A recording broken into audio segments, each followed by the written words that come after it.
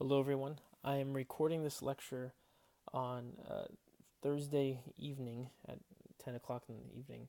I am in the middle of grading discussion board assignments at the moment, but I decided to take some time away so I could start recording this lecture in preparation for week 6.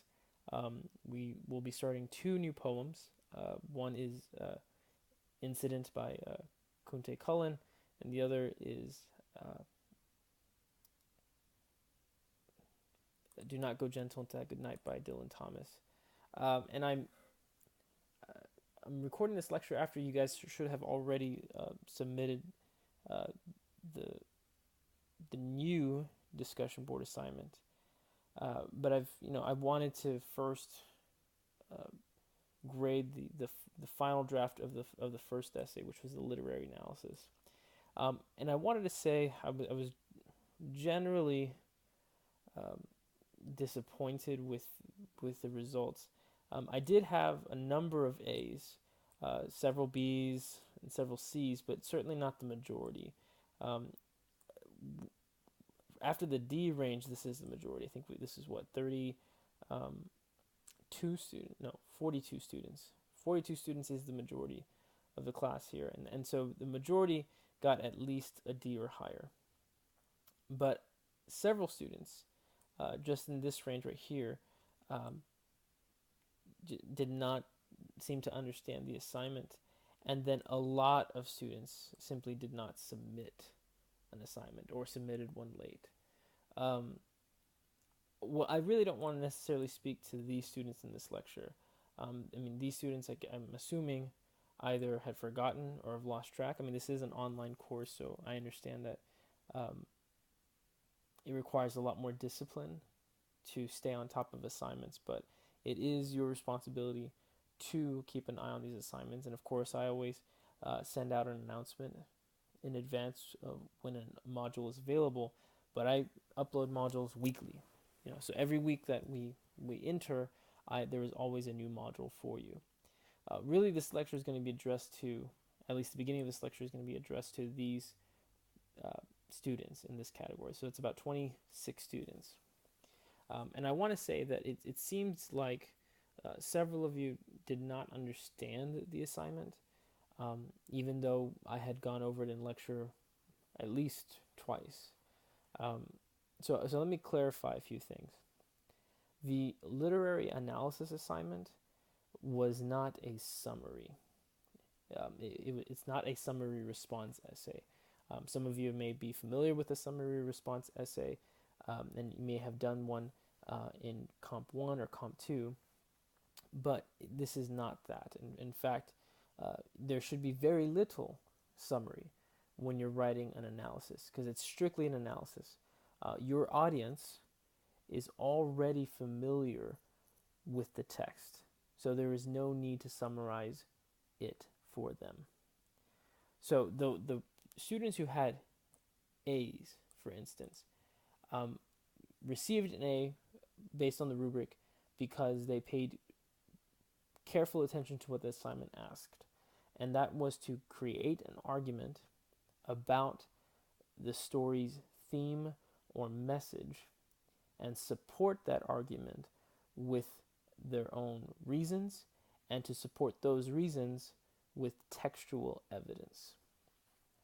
Um, those who had A's did this well, and not only just understood the assignment as it was meant to be, but wrote in such a way that was clear, convincing, memorable, and certainly had the academic tone that should be taken when writing a literary analysis. Those in the B and C range varied.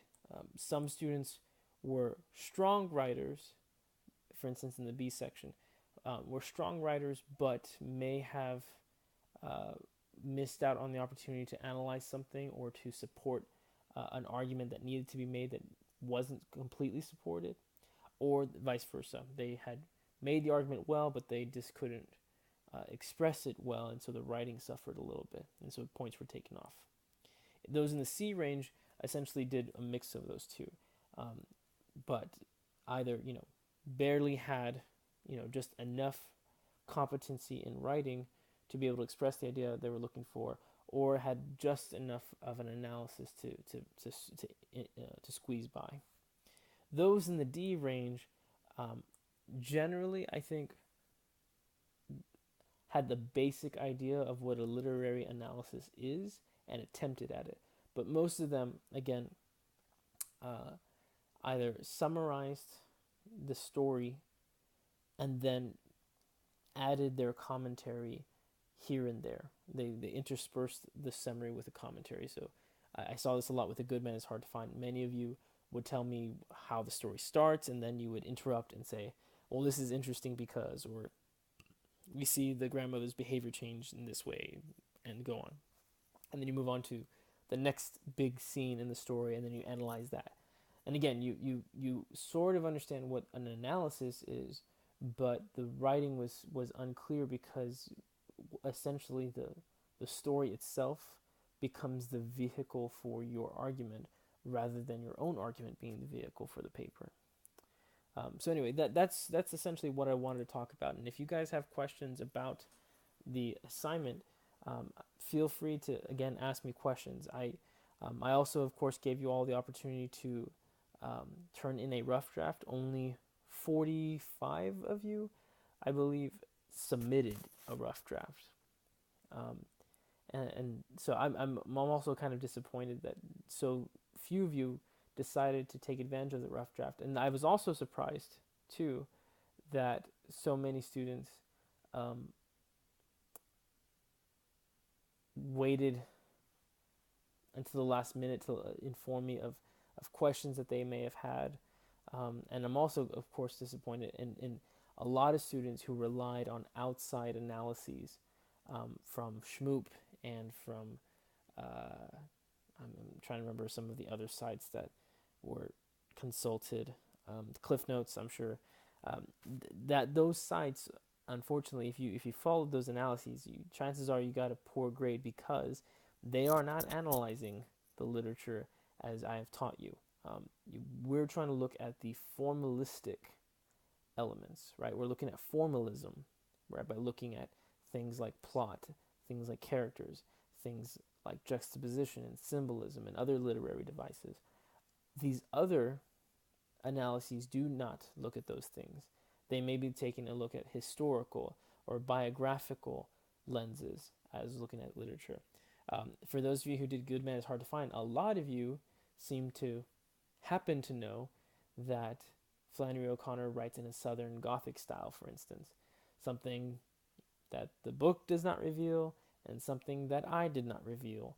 So showing that you guys clearly went to outside analyses to inform yourselves about that, which is not a good idea because then you're going to be at a significant disadvantage as you enter the analysis because you're not forming your own argument, you're trying to form someone else's. I was also disappointed, especially in a few of you who decided to plagiarize. And you know who you are, and I've already contacted you about that, but I do take plagiarism very seriously, and it obviously adversely affected your grade as a result.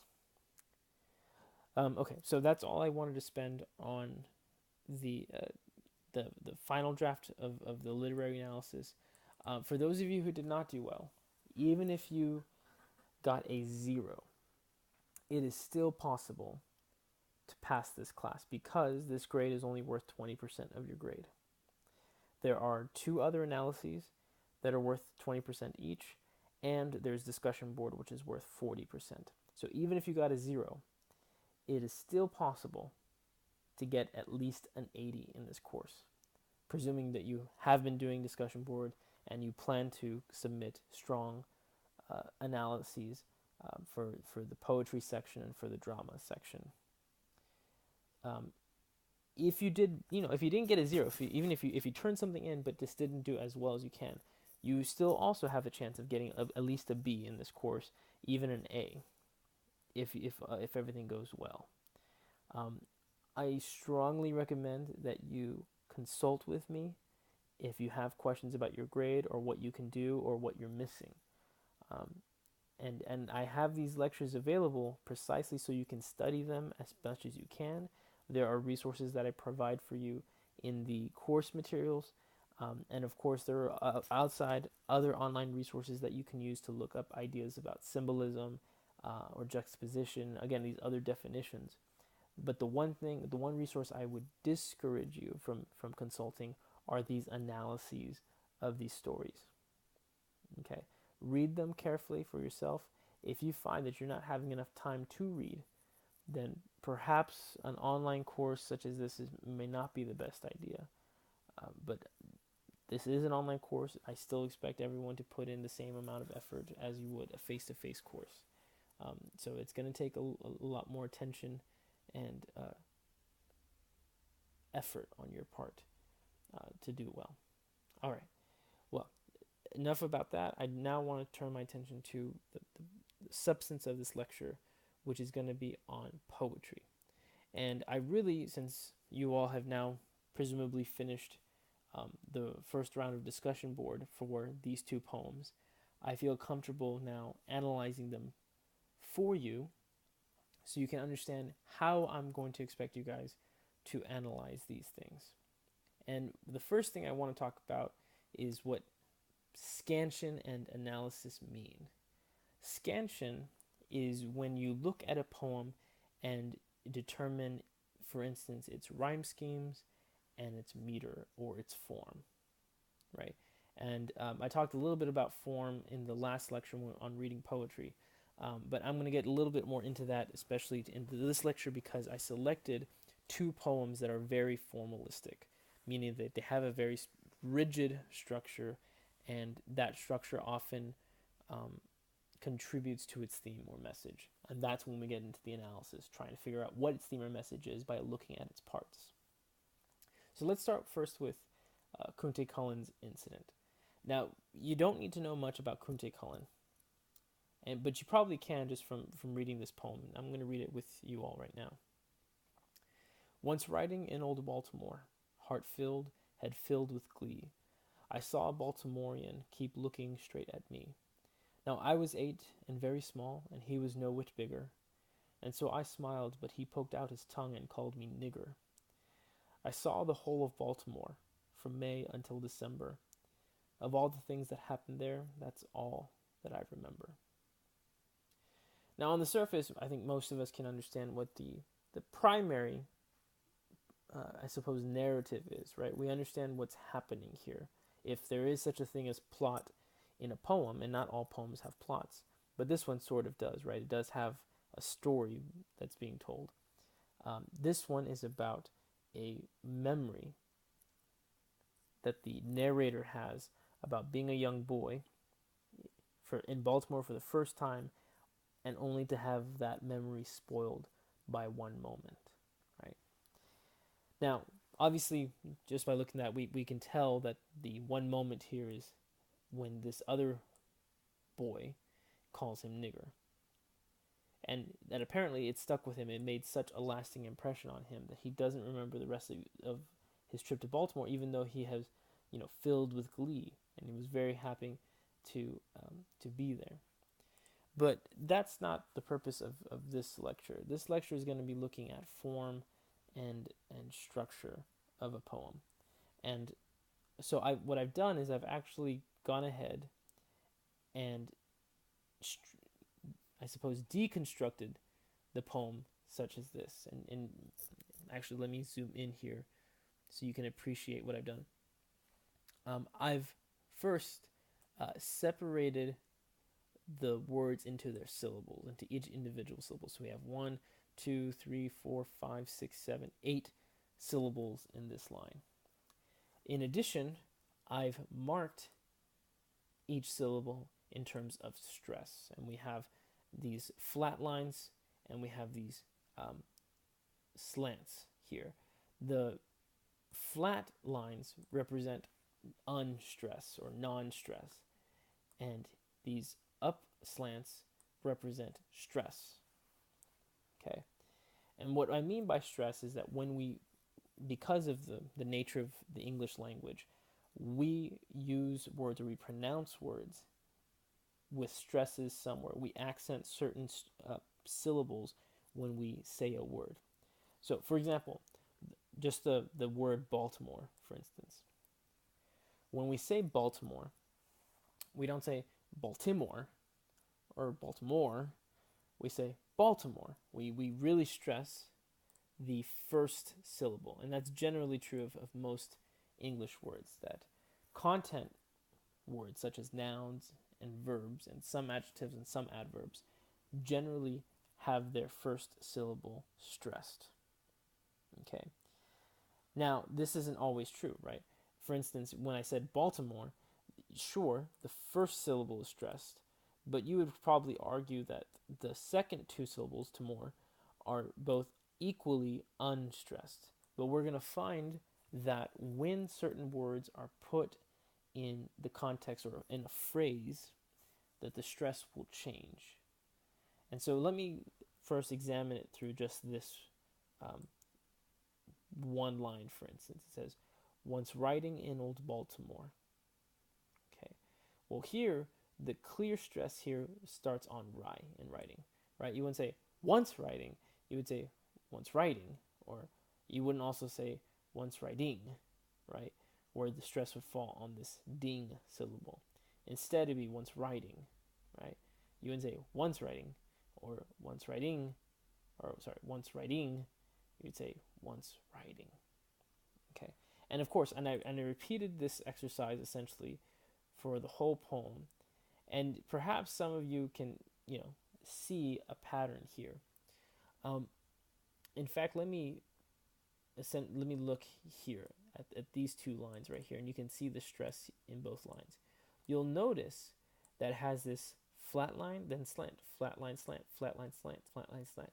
If you guys remember what we talked about in one of the previous, and I think my last lecture, we would call this iambic, right? Dun dun dun dun dun dun dun dun dun dun dun dun dun dun. Right, and we have this pattern, right? Once riding in old Baltimore, heart filled, head filled with glee. I saw a Baltimorean keep looking straight at me, and we have this kind of pattern. Dun dun dun dun dun dun dun dun dun dun dun dun dun dun. Right, and this pattern is important. Not because the whole poem is like this, but because we're actually going to see a change, right? You'll notice too, sometimes we have all stressed, right? Heart filled, head filled. Every single syllable here is actually stressed, which is actually invokes this idea of strength and happiness. And so even though, he chose these words, Conte Collins chose these words carefully because they would reflect in stress the same feeling he had at that moment. And so he did this skillfully. He did this with purpose. Okay. And he continued that pattern throughout the entire first stanza. And so you notice, even the rhyme scheme here, you'll notice that these two lines, the second and fourth line, are rhyming. We have glee and me. And those words, the ones that it ends on, the me and the glee, have to do with his happiness and his attitudes towards what's happening in this stanza. So far, from this first stanza, everything seems okay. Even the meter is, very happy.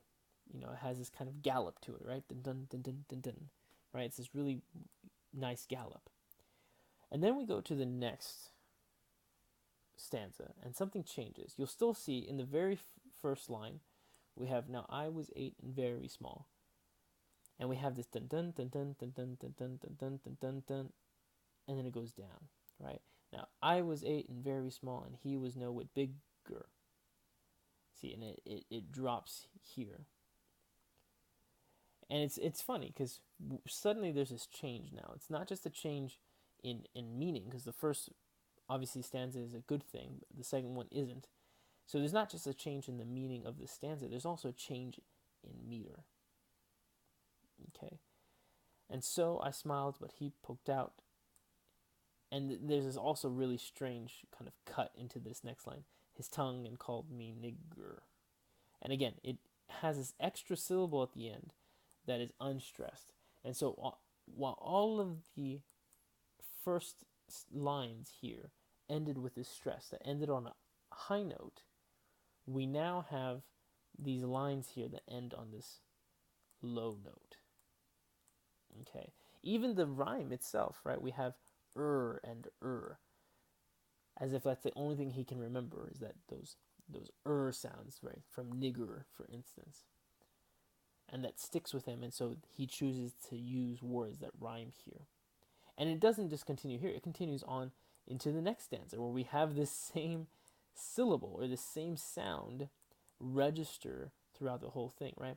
I saw the whole of Baltimore, and you could even argue that this or sound is actually not from here, but actually this R sound here, right? But I went ahead and marked it as A because I think it was a truer rhyme with the first. So I saw the whole of Baltimore, right? We still have that same iambic pattern here, reflecting again what his main purpose was, that he was doing this to see the whole of Baltimore as he had set out to do in the first stanza. But then we have this weird pattern here. From May until December, of all the things that happened there, that's all that I remember. And it ends on, again, this low note, completely contrasting what happened in the first stanza. And so, again, just by looking at something as simple as the meter and the rhyme scheme, we are able to see just how masterful Kunte Cullen is with this poem. He is simultaneously sending a message on the surface with the words, what happened, but is allowing the vehicle of the poem itself, its structure and its form, to reflect that message, to make it that much more powerful. And so, not all, of course, poems are going to rely on their meter. In fact, it's if you look at poetry today, that's just not the case. Charles Bukowski is a pretty well-known sort of poet and writer, and he completely experiments with poetry in really interesting in different ways. Sarah Marie Ortiz, she does interesting things with poetry and really looking at not so much at rhyme, but how white space is used. And so poetry today does not look at all as the poetry you're studying here. But because this is an intro course, I want to introduce you to these basic poetic principles so that you can read newer poetry with these concepts in mind. Now, that's, I think, all I need to say about Kunte Cullen's incident. But now I want to turn our attention to Dylan Thomas's Do Not Go Gentle Into That Good Night. So again, let me read this one with you. Do not go gentle into that good night. Old age should burn and rave at close of day. Rage, rage against the dying of the light. Though wise men at their end know dark is right, because their words had forked no lightning, they do not go gentle into that good night. Good men, the last wave by, crying how bright their frail deeds may have danced in a green bay. Rage, rage against the dying of the light. Wild men who caught and sang the sun in flight, and learned too late they grieved it on its way, do not go gentle into that good night. Grave men near death, who see with blinding sight, blind eyes could blaze like meteors and be gay. Rage, rage against the dying of the light. And you, my father, there on the sad height, curse, bless me now with your fierce tears, I pray. Do not go gentle into that good night. Rage, rage against the dying of the light. And so what we see here, and I will show you the analysis later. Again, on the surface, we have a very basic message. I think most of us understood on the surface what this poem means. It's about not dying, essentially. We don't want to go easily into death. Often we have to fight against it and fight against our own deaths. And we even see towards the end that he is addressing this poem directly to his father, who's on his deathbed, and he's begging, essentially, that he does not die easily, and that he continues to try to live. right? And we can look at this poem on its surface and just look at the imagery, for instance, of darkness and light over and over again, and how he mixes these two about, in how bright something can be in a green bay, and these images of the sun and the night and so on, normally using images of light versus things of darkness, of blindness even. And so we have this again juxtaposition of two important symbols, right? And we can, again, these are all devices that we have talked about in the short story, but they clearly carry over into other genres like poetry. And so always remember that the devices that we cover in short story could still extend themselves to poetry and to drama, as we'll cover at the end of the semester. But some things, of course, probably don't. One, like the Freytag's pyramid. That pyramid structure certainly does not extend itself to poetry. But you'll notice other things, right? We have images that keep being summoned up. And in this case, we have actually specific lines that reappear. And this is what I want to show you. Now, this is, as some of you may know, because I saw some of your discussion board postings, and clearly some of you looked up this poem and looked up analyses of it, which again I strongly recommend against doing, but I'm glad some of you now know this word. It's called a VNL.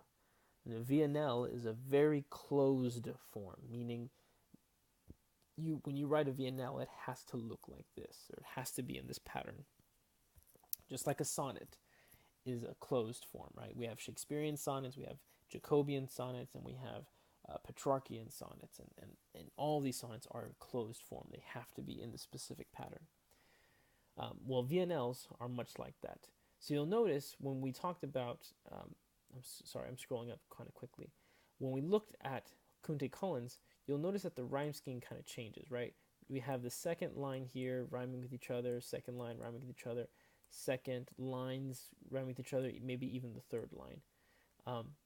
But when you look at this VNL, you'll notice that actually there's rhyming throughout the entire poem, not just within each stanza. And that's because of the closed form, right? You'll notice that the first stanza starts off with this line, do not go gentle into that good night. It closes with rage, rage against the dying of the light. And I've gone ahead and turned in red font this line and highlighted this line so you could see how they appear throughout the rest of the stanza. You'll notice that this AA or ABA rhyme scheme repeats itself in every stanza. ABA, ABA, ABA, ABA, ABA. And then the last, those two lines that we saw at the beginning are now right next to each other, right after the other, AA. Okay. So again, we have 1 and 3 here. The first and third line occupy these two. Then this one appears at this one appears at the bottom, at the bottom, at the bottom, and then they both appear next to each other at the bottom. All the while following this very closed form. And I did not scan this poem truly. I didn't do the stress. But if we looked at the stress, even just now, just for practicing, do not go gentle into that good night. Well, no, it's not. It's certainly not iambic, right? It doesn't sound like that. It sounds unnatural if I try to read like that. It says, do not go gentle into that good night. We would probably say that the stress happens, do not go gentle into that good night. And so it has these, it does have stress at very specific points in the line, but the points land on operative words, for instance, not and night and that. So that not that night appear one right after the other in stress. Or rage, rage against the dying of the light. We have the stress falling on rage, rage, and on die and light. And it's powerful. Again, this line is powerful because it starts off with two stressed words, right? Rage, rage. Those words have to be stressed right after the other. Or you could look at this line, right? The lines in the middle. The wise men at their end know dark is right. Right? Now that is iambic. Old age should burn and rave at close of day. That's very much iambic, right? Old age should burn and rave at close of day.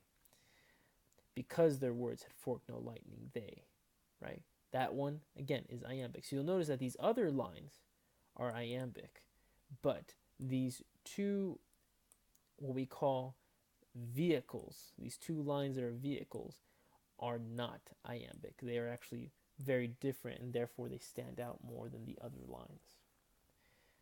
So, again, all I really want to stress here is that when we read poetry, we're now looking at not so much plot anymore, because plot is largely not necessarily a quality or characteristic of poetry, but now we're looking at images, we're looking at specific symbols, we're looking at the language of the poems, right? And some poems require that we dissect them a little more. We might need a dictionary next to us to determine what some of these words mean, but for the most part, these, especially these two poems that I've shared with you for this week, are not difficult to understand, but they are powerful for their forms and structures. And I want you to keep that in mind, because next week, in week 6, you will now be exposed to new poetry that doesn't necessarily stick to a specific form, but now relies heavily on imagery and symbolism. We're going to be looking at some war poetry, specifically Randall Jarrell's "Death of a Ball Turret Gunner," which is a fantastic poem, but it's very short but very powerful, and it's powerful for its imagery, and we're going to be looking at that. So, as you go through this poetry unit, which we're going to spend a little bit more time on, keep in mind that the literary analysis that you wrote for your short story is going to be slightly different, because there is no summarizing a poem. It doesn't, it's really hard to summarize a poem.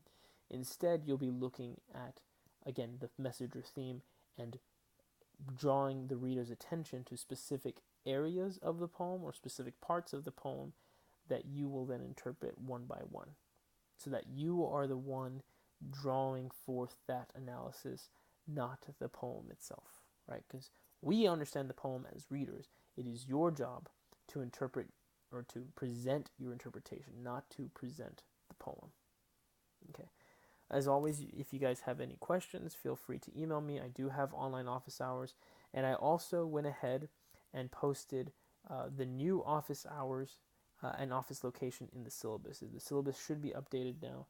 I was finally assigned an office this week, and so I do have my own space now.